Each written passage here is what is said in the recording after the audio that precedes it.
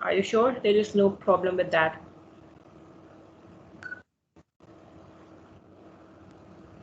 ठीक है, if you say so. Let's start our class.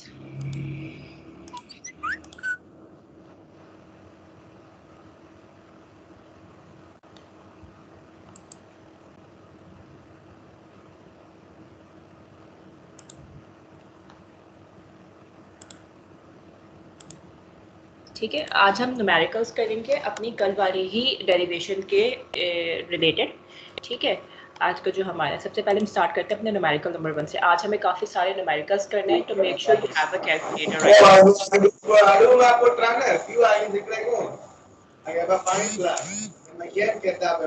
Right. बेटा अपने माइक जो है म्यूट करके रखा करें unless until you have any question. ठीक है, अच्छा हम न्यूमेरिकल की बात कर रहे थे अपने, आज हम न्यूमेरिकल्स करेंगे रिलेटेड टू कल वाली डेरिवेशन के। ठीक है, सबसे पहले हम न्यूमेरिकल की बात करते हैं। ये हमारे पास न्यूमेरिकल बेस करता है, हमें हीट फ्लो मालूम करना है through a composite wall. Composite wall का मतलब है कि there would be a number of walls join together, direct contact में, there would not be any gap between the wall. ठीक है, डायरेक्टली बिल्कुल थर्मल कॉन्टैक्ट में होंगी, हम उसकी बात करें। ठीक है, it says The wall of an oven consists of 3 layers of brick. 3 layers हैं wall की. The inside is built of 8 inch of fire brick.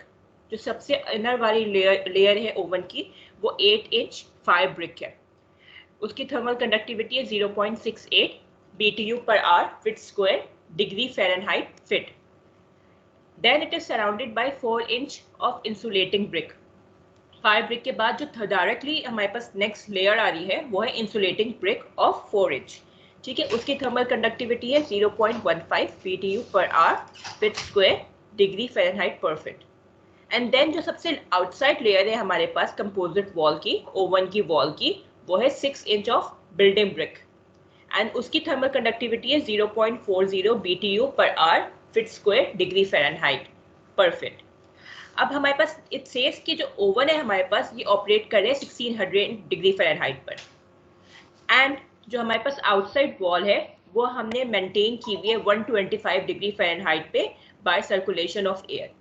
तो ऑब्वियसली बात है जो हमारे पास सबसे इनर है फायर ब्रिक, उसका टेम्परेचर क्या होगा, it would B 1600 degree Fahrenheit.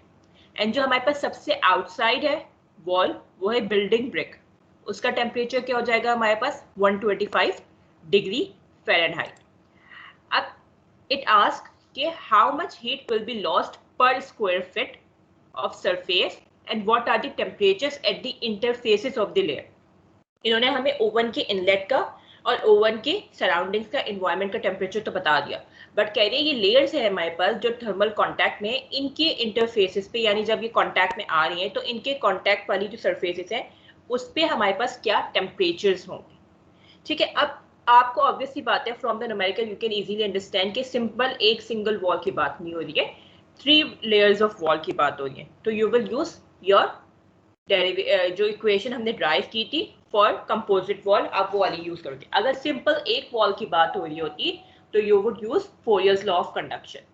ठीक है, by numerical you can easily understand कि आपको कौन सा फॉर्मूला या कौन सी डेरिवेशन वो अप्लाई करनी है टू सॉल्व द न्यूमेरिकल। अब हम बात करते हैं अपनी डाटा की। डाटा हमने बता दिया कि हमारे पास 3 लेयर्स हैं वॉल की, उनके हमारे पास मटेरियल भी बता दिए, एक फायर ब्रिक है, एक इंसुलेटिंग ब्रिक है और एक बिल्डिंग ब्रिक है। उनकी थर्मल कंडक्टिविटीज पे गिवन है।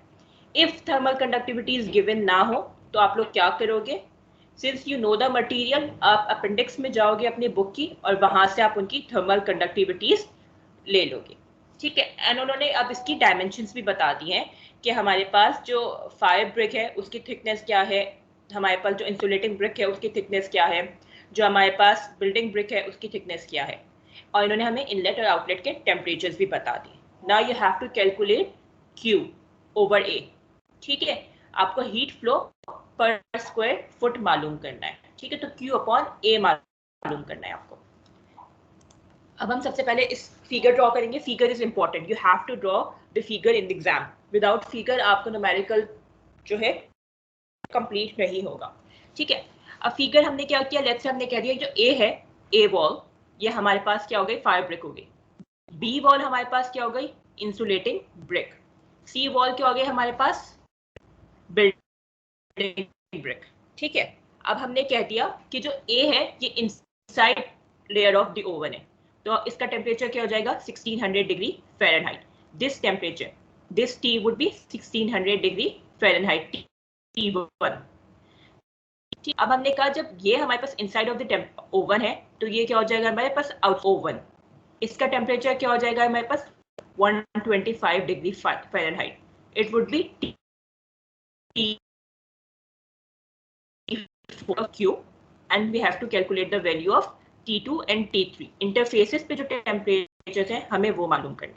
हमारे पास क्या क्या गिवन है, हमारे पास थर्मल कंडक्टिविटीज गिवन है तीनों वॉल्स की, KA, KB और KC गिवन। प्लस हमारे पास क्या गिवन है, thickness of the wall XA, XB and XC हमारे पास गिवन है।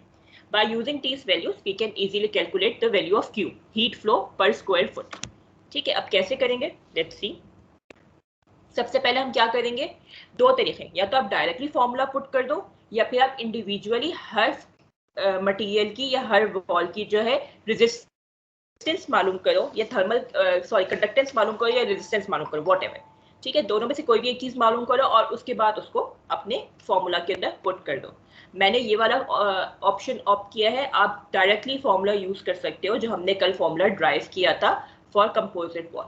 ठीक है, अब मैं क्या कर रही हूँ, रेजिस्टेंस मालूम कर रही हूँ इंडिविजुअली। हमारे पास क्या होता है, जो हीट फ्लो मालूम करते हैं कंपोजिट वॉल की, वो हमारे पास होती है equivalent to Q equals to delta T upon submission of all the resistance of the material. जितने भी हमने मटेरियल यूज किए हैं उनकी सबका रेजिस्टेंस का सबमिशन। ठीक है, तो इंडिविजुअली मैं सबका रेजिस्टेंस कैलकुलेट करके उनको ऐड ऑन करके फिर मैं फॉर्मूला में पुट कर दूंगी, या आप डायरेक्टली फॉर्मूला यूज कर लो और उसके अंदर आप अपनी वैल्यूज पुट कर दो, whatever is convenient for you. अब मैं बात कर रही हूँ रेजिस्टेंस ऑफ फायर ब्रिक की, तो हमारे पास रेजिस्टेंस किसके बराबर होती है, it's the inverse of conductance. And conductance क्या है हमारे पास, KA अपॉन X। ठीक है, तो इनवर्स क्या हो जाएगा हमारे पास, resistance would be equivalent to XA upon KA into A। ठीक है, XA हमारे पास नोन है, KA हमारे पास नोन है, A हमारे पास नोन नहीं है। ठीक है, we do not know what is the value of A। लेकिन if you go back to the your question, यहाँ पे हमारे पास कह रहे हैं कि हीट फ्लो पर स्क्वायर फुट यानी 1 फुट स्क्वायर आपके पास एरिया यू कैन अज्यूम। ठीक है, बेसिस आप ले सकते हो अपने कैलकुलेशन के लिए, क्योंकि आपको हीट लॉस मालूम ही पर स्क्वायर फुट में मालूम करनी है। ठीक है, तो हमने क्या किया, हमने अपने क्वेश्चन से ही अपनी अजप्शन या अपनी बेसिस सेट कर ली। हमने क्या किया, जो रेजिस्टेंस कैलकुलेट की वो हमने पर स्क्वायर फुट के हिसाब से कैलकुलेट कर ली। ठीक है, तो हमने यहाँ पे A की वैल्यू क्या रख ली, अज्यूम कर ली 1, क्यों हमें Q भी हमें पर स्क्वायर फुट ही मालूम करनी है, यानी हमें 1 फुट स्क्वायर के हिसाब से Q मालूम करने है कि पर स्क्वायर फुट कितना हमारे पास हीट लॉस या हीट फ्लो हो रही है। ठीक है, तो हमने भी assume this value as 1 foot square. ठीक है, X हमारे पास क्या था, X की वैल्यू थी 8 इंच। अब 8 इंच हमारे पास क्या है, सिस्टम हमारे पास दूसरा है, हमारे पास जितनी भी यूनिट्स है सारे FPS सिस्टम में, तो ऑब्वियसली बात है हमें इंच को कन्वर्ट करना पड़ेगा फुट के अंदर। तो हम कैसे करेंगे, 8 डिवाइड बाई 12, 1 फुट के अंदर 12 इंचेस होते हैं। ठीक है, तो 8 inches divide by 12 inches, it would be equivalent to 1 foot. ठीक है, तो हमने x को कन्वर्ट कर दिया 8 डिवाइड बाई 12। के A की वैल्यू हमारे पास गिवन थी क्वेश्चन के अंदर 0.68, A हमने अज्यूम कर लिया 1, तो हमारे पास जो है पर स्क्वायर फुट के हिसाब से रेजिस्टेंस आ गई फायर ब्रिक की 0.98 R डिग्री फ़ारेनहाइट पर BTU। ठीक है, same process you can do for the other walls as well. ठीक है, हमने क्या किया, अब हमने इंसुलेटिंग ब्रिक जो हमारे पास सेकेंड वॉल थी उसके लिए भी हमने यही सब कुछ किया। We calculated the resistance for wall B। XB हमारे पास नोन था 4 divide by 12, 4 inches divide by 12 inches equivalent to 1 foot. ठीक है, KB की वैल्यू गिवन थी एंड सिव लाइकवाइज अर्लियर हमने A अज्यूम कर लिया 1 फुट स्क्वायर, तो हमारे पास 2.22 R डिग्री फ़ारेनहाइट पर BTU RB की वैल्यू आ गई, यानी रेजिस्टेंस ऑफ सेकेंड वॉल आ गई। लाइकवाइज हमने किया अपने थर्ड वॉल के लिए, इन बिल्डिंग ब्रिक के लिए। इसके अंदर भी हमारे पास डायमेंशंस गिवन थी 6 इंच, हमने इंच को कन्वर्ट किया इनटू फुट KC हमारे पास नोन था, A हमारे पास हमने अज्यूम कर लिया 1, हमारे पास सबकी वैल्यूज आ गई। Is there any problem in this? कोई प्रॉब्लम अब तक? कुछ ऐसी चीज जो समझ ना आई हो बिफोर मूविंग ऑन? एक दफा दोबारा से गो थ्रू कर लो ताकि जो है हम आगे मूव ऑन कर सके। कोई प्रॉब्लम नहीं है, सब कुछ क्लियर है? कैसे हमने रेजिस्टेंस मालूम की?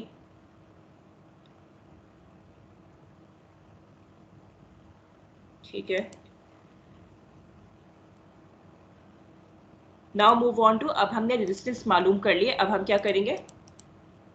अपने रेजिस्टेंस का समीशन लेंगे, हमें ऐड करेंगे क्योंकि सीरीज में सारी वॉल्स हैं, तो हम क्या करेंगे? We will add them together to find the total resistance of the composite wall.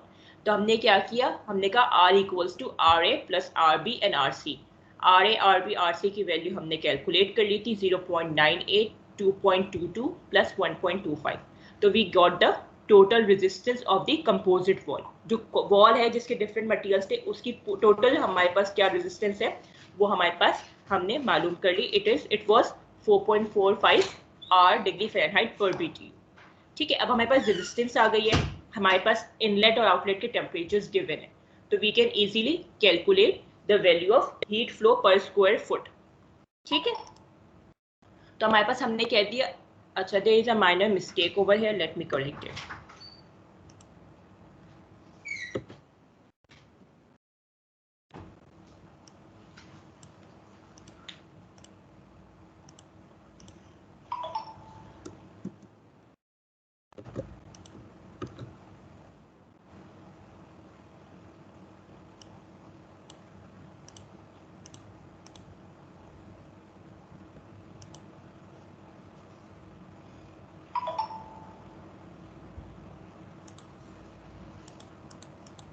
ठीक है, हमने हीट लॉस पर square foot of the wall मालूम करना है। ठीक है, हमने कहा Q equals to Q upon A, यानी हमारे पास हीट फ्लो ओवर डी पर स्क्वायर फीट। ठीक है, इट वुड बी 1 क्योंकि हमने रेजिस्टेंस के अंदर A अज्यूम किया था 1। ठीक है, it would be equal to minus delta T upon R. ठीक है, डेल्टा टी क्या होगा हमारे पास? T out minus T in, यानी T4 minus T1 divide by are. ये जो नेगेटिव साइन है इसको मैंने क्या किया? अंदर मल्टीप्लाई करवा दिया विद द टेम्परेचर्स, तो क्या हो जाएगा हमारे पास? T1 minus T4 divide by R. Now we know the value of T1, we know the value of T4। ठीक है, we know the value of total resistance of the wall जो हमने ये कैलकुलेट की है। तो can you find the value of Q? You can easily find the value of Q by yourself by putting the values in it. ठीक है, calculate करो, बताओ आंसर सेम मेरी तरह आ रहा है या it is different then mine?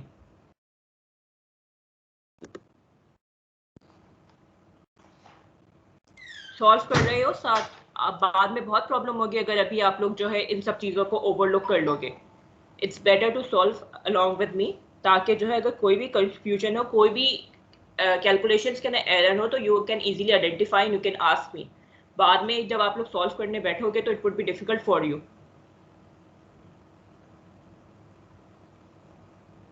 समझ आई अब तक? ये न्यूमेरिकल पार्ट ए सॉल्व हुआ, पार्ट ए समझ आया? कोई प्रॉब्लम इसके अंदर? Please let me know if there is any problem. No, miss, clear. Sure, that's good if everything is clear. Now move on to part B of the numerical. ठीक है, part B की तरफ move करते हैं। हमें अब temperatures मालूम करने हैं अपने इंटरफेसेस पर। ठीक है, for that we will go ये फिगर पर। अब हमें T2 मालूम करना है और T3 मालूम करना है। ठीक है, अब हमारे पास जो हम जब ये डेरिवेशन कर रहे थे कंपोजिट वॉल की, तो हमने कहा था कि हीट फ्लो है वो हमारे पास सीडी स्टेट के अंदर कांस्टेंट होता है। जितना हमारे पास हीट फ्लो वॉल ए से वॉल बी का होगा उतना ही वॉल बी से वॉल सी का होगा। ठीक है, तो हमारे पास हमने अगर हम इस यहाँ पे Q की वैल्यू मालूम की है जो हमने इनलेट और आउटलेट पर कि कितना टोटल वॉल फ्लो है, वो हमारे पास इक्विवेलेंट होगी वॉल ए से वॉल बी के दरमियान हीट फ्लो, एंड वो इक्विवेलेंट होगी वॉल बी से वॉल सी के दरमियान। ठीक है, by using the same formula हम T2 और T3 कैलकुलेट कर सकते हैं, कंसीडरिंग कि हम बॉल को इंडिविजुअली ट्रीट करें।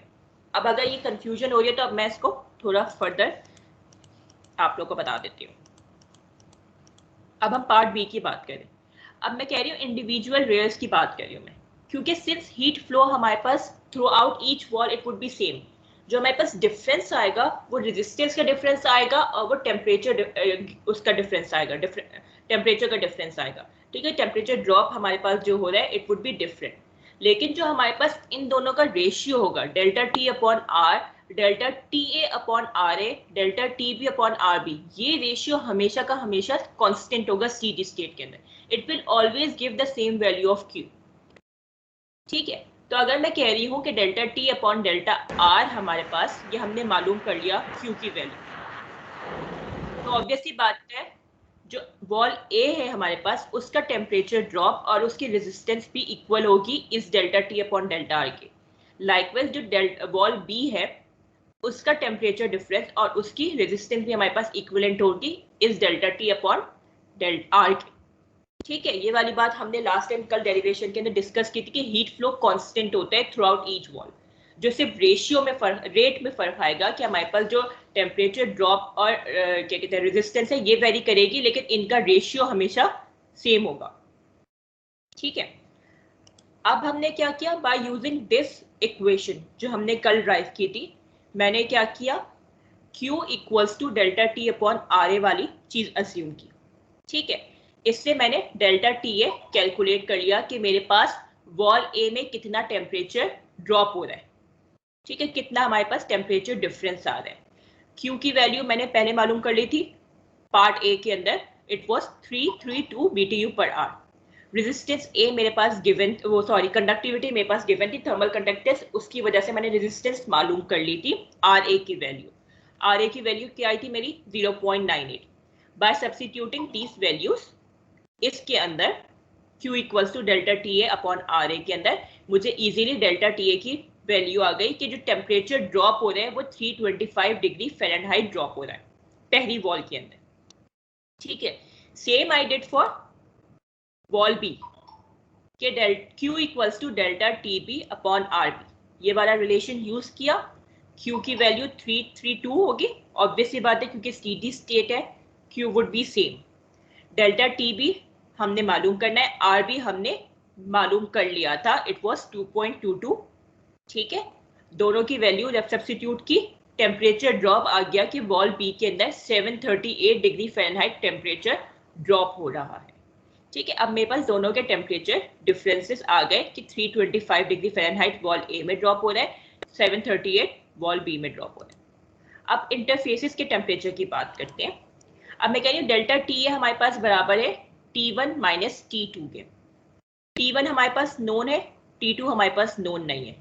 डेल्टा टी ए मैंने मालूम कर लिया 325 डिग्री फ़ारेनहाइट, मैंने इसके अंदर अपनी वैल्यू सब्स्टिट्यूट की, यहाँ पे 325 डिग्री फ़ारेनहाइट सब्स्टिट्यूट किया, यहाँ पे T1 अपने न्यूमेरिकल के अंदर मेरे पास गिवन था 1600 डिग्री फ़ारेनहाइट, वो सब्स्टिट्यूट किया और T2 मालूम कर लिया। T2 क्या आया मेरे पास 1275 degree Fahrenheit. Same I did for TB। ठीक है, TB मैंने कहा T2 माइनस T3, T2 मेरे पास मालूम हो गया 1275 डिग्री फ़ारेनहाइट, TB हमारे पास आ गया था 738 डिग्री फ़ारेनहाइट। इसके अंदर जब मैंने सब्स्टिट्यूट की अपनी सारी वैल्यूज तो मेरे पास T3 की वैल्यू आ गई 537 डिग्री फ़ारेनहाइट। ठीक है, ठीक है, अब यहां से देख लो। ठीक है, मैं कह रही हूँ TA की बात कर रही हूँ।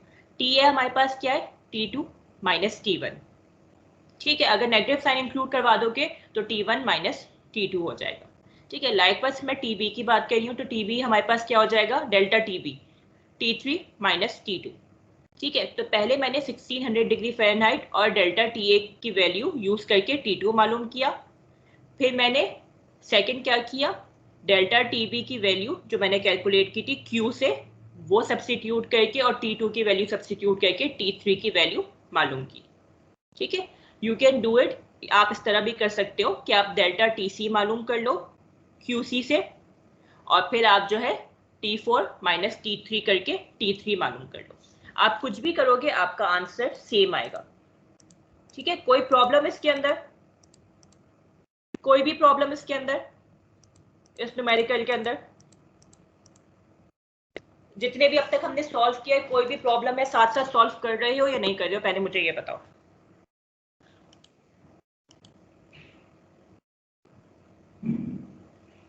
थ्री 1.46 आंसर है, 332 इट इज क्वाइट नियर। तो इतनी पॉइंट डेसिमल पॉइंट्स का इतना मैटर नहीं करता है, इट्स बेटर कि आप एक्यूरेट आंसर रखो, नो इश्यूज विद दैट। ठीक है, अच्छा अब जो है I am giving you a task, small task. ठीक है, what you have to do, मैंने यहाँ पे Q मालूम किया था अपना by using this formula delta T upon R। ठीक है, जिसके अंदर मैंने इनलेट और आउटलेट के टेम्परेचर्स रखे थे और टोटल रेजिस्टेंस रखी थी। ठीक है, मैंने सेकेंड टाइम कहा कि Q हमारे पास डेल्टा T अपॉन R के बराबर है, which is equal to delta T upon R and which is equal to delta TB upon RB।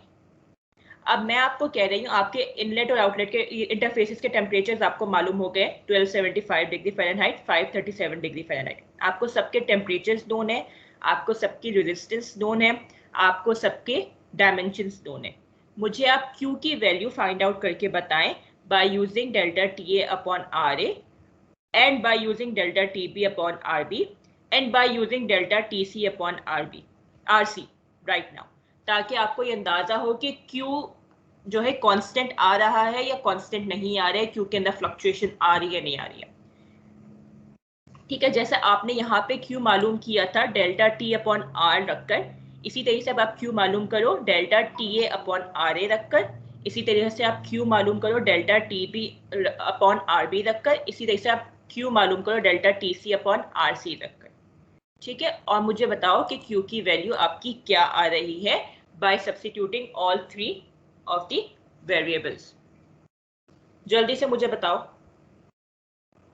Q constant आ रहा है या Q के अंदर फ्लक्चुएशंस आ रही है, अभी सॉल्व करके बताओ मुझे।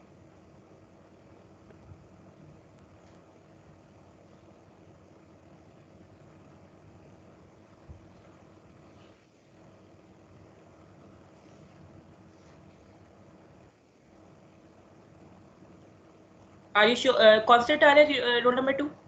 तीनों तीनों TA अपॉन RA रखकर, TB अपॉन RB रखकर, TC अपॉन RC रखकर, तीनों रखकर चेक किया, Q 332 ही आ रहा है।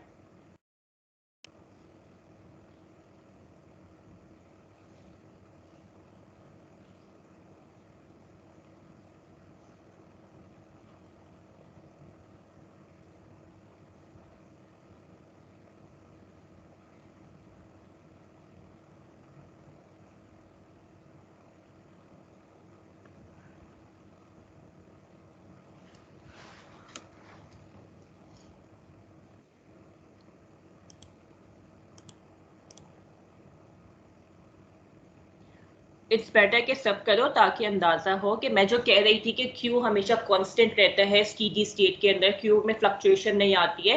दिस इज अ प्रूफ कि आप वेदर इनलेट और आउटलेट के टेम्परेचर रखो, टोटल रेजिस्टेंस रखो, या आप किसी भी एक इंडिविजुअल वॉल की इनलेट आउटलेट टेम्परेचर और उसकी रेजिस्टेंस रखो।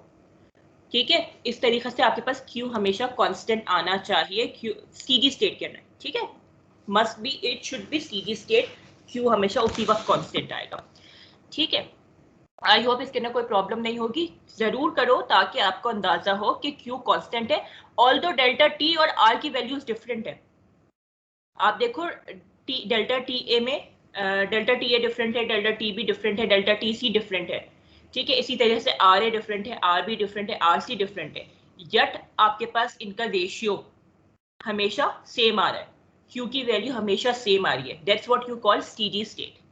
ठीक है, जितना हीट फ्लो है वो सारा का सारा जो है हमारे पास फ्लो कर रहा है फ्रॉम द वॉल्स। ठीक है, कोई भी हीट लॉसेस नहीं हो रहे, हीट स्टोरेज नहीं हो रही है, जितना हीट हमारे पास वॉल A से वॉल B की तरफ जा रही है वो एग्जैक्टली उतना ही अमाउंट वॉल B से वॉल C की तरफ जा रहा है, एंड हेंस वॉल C से एटमॉस्फेयर की तरफ जा रहा है। There is no heat leakage, there is no heat losses, there is no heat storage. ठीक है, आई होप इसके अंदर कोई प्रॉब्लम नहीं होगी। नाउ मूविंग ऑन टू, हम जब अगला न्यूमेरिकल करेंगे it would B continuation of this numerical, इसी न्यूमेरिकल की कंटिन्यूएशन है। ठीक है, इट सेज कि हमारे पास हीट फ्लो हो रही है कंपोजिट वॉल से, लेकिन बीच में एक एयर गैप आ गया है। ठीक है, and we all know that air is a bad conductor of heat and electricity. ठीक है, very bad conductor of heat and electricity. ठीक है, the numerical says to illustrate the poor conductivity of a gas, suppose an air gap of 1.4 inch were left between the insulating brick and the fire brick। जो पुराना वाला numerical है ना, उसी के अंदर how much heat would be lost through the wall if the inside and outside temperatures are kept constant। इन्होंने कहा कि इनर और आउटसाइड ऑफ द वॉल के टेम्परेचर कांस्टेंट है। हुआ ये है कि हमारे पास जो है ड्यूरिंग द कंस्ट्रक्शन किसी भी वजह से इंसुलेटिंग ब्रिक और फायर ब्रिक के दरमियान एक छोटा सा माइन्यूट सा गैप आ गया 1/4 इंच का। ठीक है, अच्छा, this is very minute gap 1/4 inch, क्योंकि लास्ट न्यूमेरिकल जो हमने इससे पहले किया है उसके ना एक वॉल थी 8 इंच की, दूसरी वॉल थी हमारे पास 6 इंच की, तीसरी वॉल थी 4 इंच की। तो compare to 8, 6 and 4 it is just 1/4 inch, यानी 1 इंच का भी क्वार्टर। अब हम क्या करेंगे, सबसे पहले फिगर ड्रॉ करेंगे। ठीक है, ये फिगर है। अच्छा, हमारे पास पहली वॉल थी फायर ब्रिक, दूसरी वॉल थी इंसुलेटिंग ब्रिक, इनके दरमियान हमारे पास एक छोटा सा 1/4 इंच का गैप आ गया एयर का। ठीक है, और तीसरी वॉल थी हमारे पास बिल्डिंग ब्रिक। अब हमें मालूम करना है इस गैप की वजह से हमारे पास कितना हीट फ्लो जो है ना हो रहा है, हीट फ्लो के अंदर फ्लक्चुएशन आई है या नहीं आई है, कितनी हीट हमारे पास फ्लो करी है अक्रॉस दी ओवन। ठीक है, सेम अमाउंट फ्लो कर दी है या कम अमाउंट फ्लो करी। अब हमारे पास इनिशियली हमारे पास उन्होंने कहा टेम्परेचर कांस्टेंट है inlet and outlet of the walls के, तो जो हमारे पास टेम्परेचर से इट वुड रिमेन सेम। बस हमने क्या करना है, एयर को कंसीडर करना है। अब एयर को हम कंसीडर कैसे करेंगे, हम एयर की रेजिस्टेंस को कंसीडर करेंगे। अब हमारे पास एक बात बताएं, we all know it's a universal fact कि air is a bad conductor of heat and electricity. तो हमारे पास ऑब्वियसली बात है क्यू में तो कोई फर्क नहीं आएगा, जो फर्क आएगा वो रेजिस्टेंस में आएगा और टेम्परेचर ड्रॉप में आएगा कि कितना हमारे पास टेम्परेचर ड्रॉप हो रहा है। अब हमारे पास इस इंटरफेस पे टेम्परेचर है 1275 डिग्री फ़ारेनहाइट, इस इंटरफेस पे हमारे पास टेम्परेचर है 537 डिग्री फ़ारेनहाइट। अब हमारे पास यहाँ का टेम्परेचर अननोन है। व्हाट डू यू सजेस्ट कि यहाँ का टेम्परेचर हम एवरेज नहीं ले सकते क्योंकि 3 टेम्परेचर के पॉइंट्स हैं और हमारे पास सिर्फ 2 पॉइंट्स नोन है।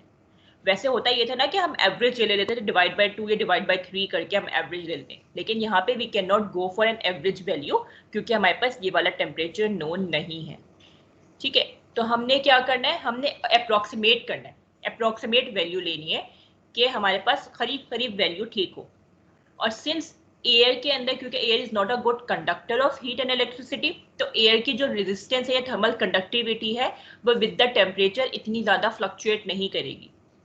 ठीक है, अगर यही कोई मेटल होता या यही कोई और चीज होती जो गुड कंडक्टर होती तो उसकी with respect to pressure and temperature thermal conductivity क्या होती, बहुत ज्यादा ही फ्लक्चुएट करती, बहुत ज्यादा इंक्रीज आता। तो we have to be very specific about that value.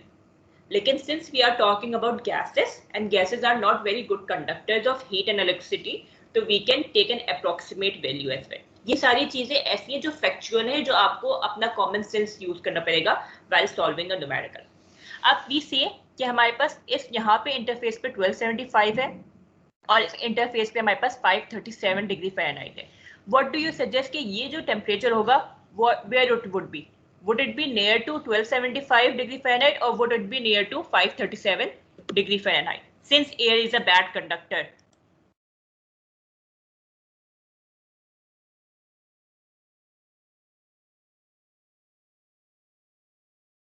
बताइए मुझे।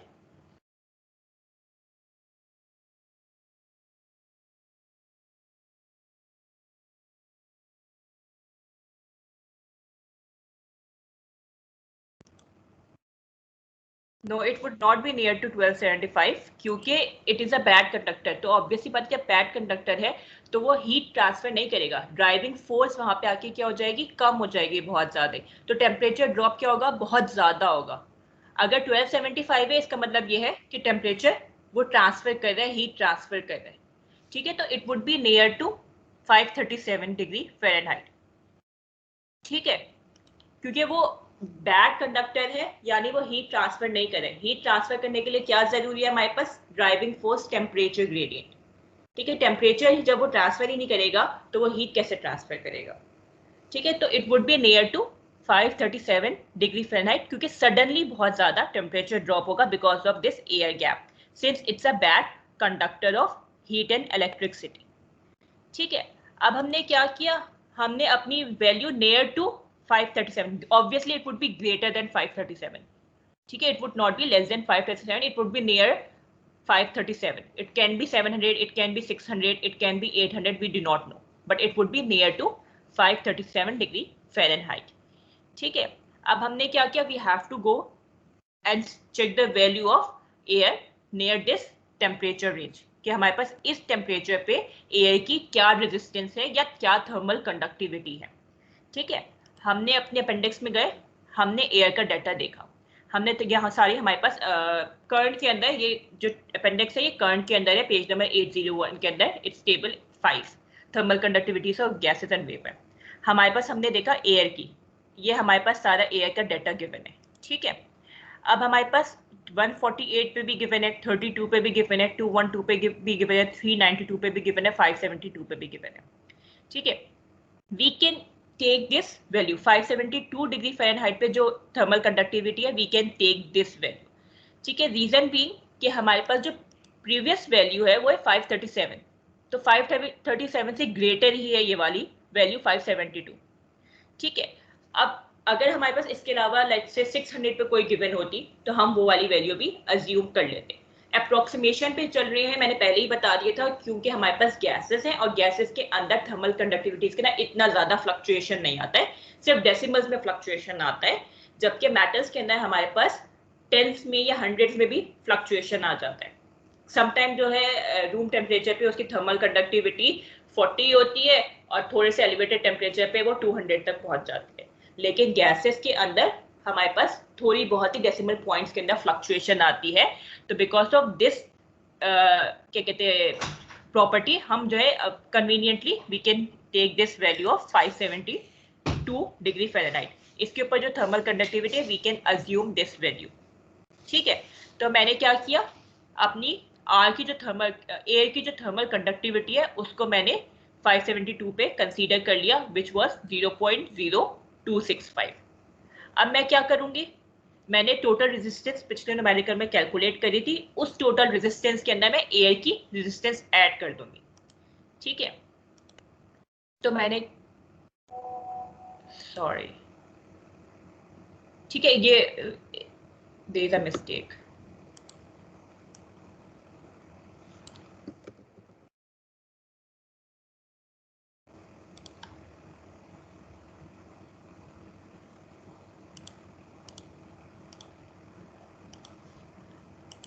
ठीक है, अब मैंने क्या किया, एयर गैप की रेजिस्टेंस कैलकुलेट की। सबसे पहले थर्मल कंडक्टिविटी मुझे मिल गई थी लिटरेचर से 0.0265।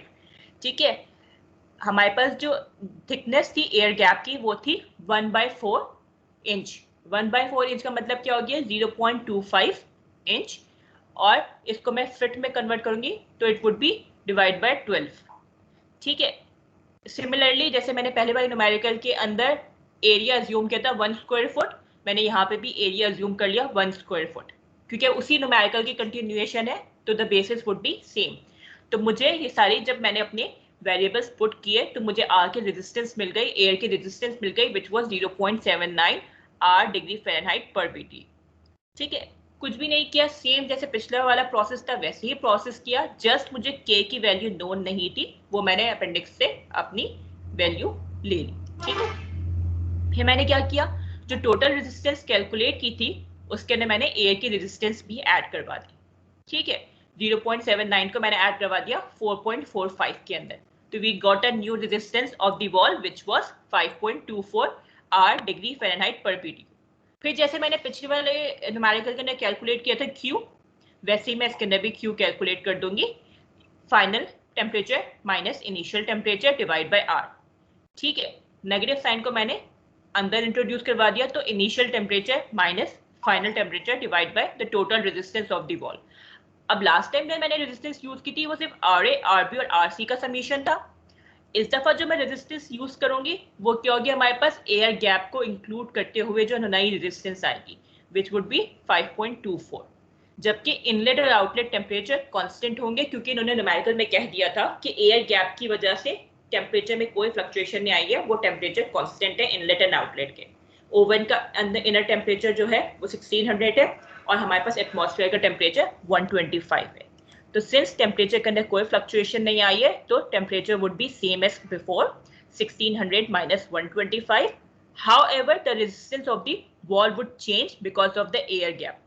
The new resistance was 5.24. मैंने उसको रखा और अपनी हीट कैलकुलेट कर ली कि हीट कितनी फ्लो हो रही है। अर्लियर जो हमारे पास हीट फ्लो हो रही थी वो हो रही थी 332 BTU पर आवर। अब जो नई हमारे पास हीट फ्लो हो रही है वो है 281 BTU पर आवर। अब आपके पास दोनों हीट फ्लोज आ गई हैं। Now can you calculate the heat loss कि कितनी हीट लॉस हो रही है हमारे पास। मुझे हीट लॉस कैलकुलेट करके बताओ। कितना हमारे पास जो है हीट लॉस के अंदर डिक्रीज आया। पहले कितनी हीट लॉस हो रही थी और अब कितनी परसेंट डिक्रीज आया हीट लॉस के अंदर, मुझे कैलकुलेट करके बताओ। इनिशियली आपके पास 332 हीट लॉस हो रही थी, अब 281 BTU per our heat loss हो रही है। परसेंटेज इजीली आप लोग कैलकुलेट कर सकते हो, there is no problem in that.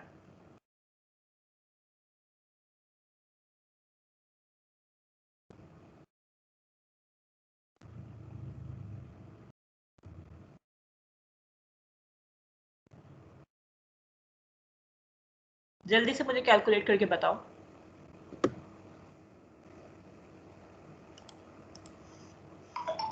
बेटा 84.6 तो हमारे पास हीट वो हो रही है ना, आप क्या करोगे माइनस करोगे ना, 332 माइनस 281 डिवाइड बाय 332, तो हीट जितनी आपकी आपने सेव किया प्रिवेंट किया हीट लॉस को, आप वो कैलकुलेट करना है।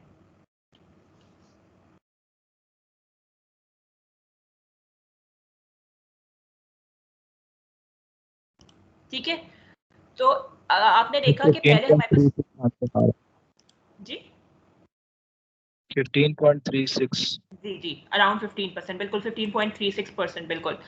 अब आपने देखा इनिशियली जो हमारे पास वॉल थी इसकी थिकनेस अराउंड 18 इंच थी, ठीक है, 8 inch 4 inch 16 inch, it would B 18 inch. लेकिन क्या किया, सिर्फ आपने एक क्वार्टर इंच आपने इसका इंक्रीज किया, 18.25 आपने इंच इंक्रीज किया। उसकी वजह से क्या हुआ, आपने प्रिवेंट कर लिया 15% लॉसेस को।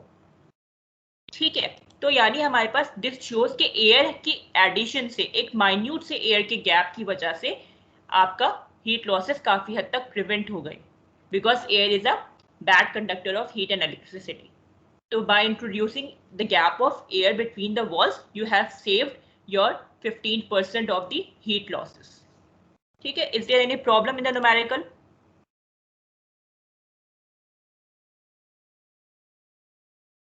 कोई प्रॉब्लम न्यूमेरिकल के अंदर? समझ आया न्यूमेरिकल? कोई भी कंफ्यूजन ऐसी जो ना समझ आई हो?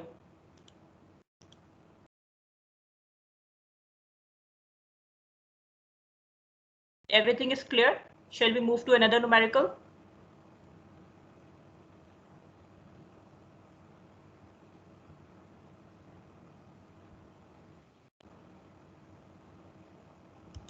ठीक है, everything is clear. Let's move to another numerical. ठीक है, अब ये भी हमारे पास सेम एज बिफोर है। अच्छा मेक श्योर देखो, हम अगर राजपूत यूज कर रहे हैं तो उसके अंदर SI यूनिट्स यूज हुए हैं, अगर हम कर्ण यूज कर रहे हैं तो उसके अंदर FPS सिस्टम यूज हुआ है।